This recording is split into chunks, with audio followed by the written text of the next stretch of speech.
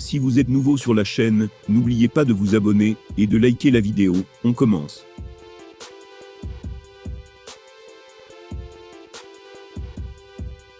Le grand soir se rapproche inévitablement pour Cyril Gane, qui cherchera à devenir le 4 mars prochain, le premier homme à vaincre Jon Jones, dans l'octogone de l'UFC.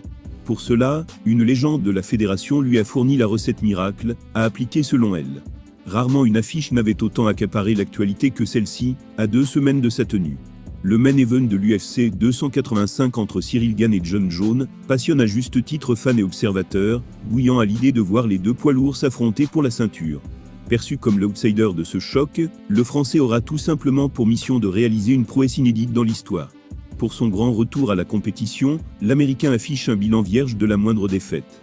Si bien sûr on ne considère pas sa disqualification, il y a 14 ans, face à Matt Hamill.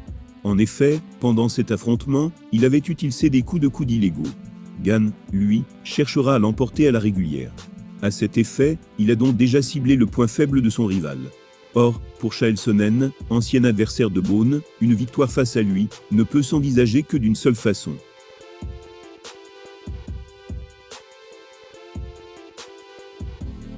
Il a donné son secret en disant « S'il veut gagner contre Jon Jones, Cyril Gane doit absolument prendre le contrôle de ce match, dès la première seconde.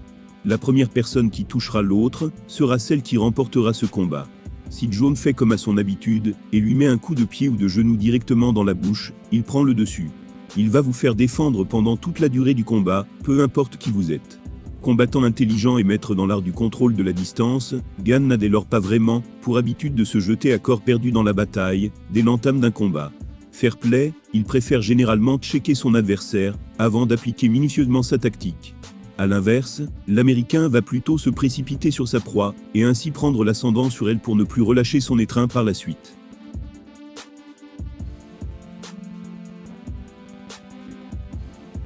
De ce fait, Sonnen conseille à bon gamin de ne pas subir les choses aussi rapidement, et de les prendre au contraire en main, pour surprendre son adversaire.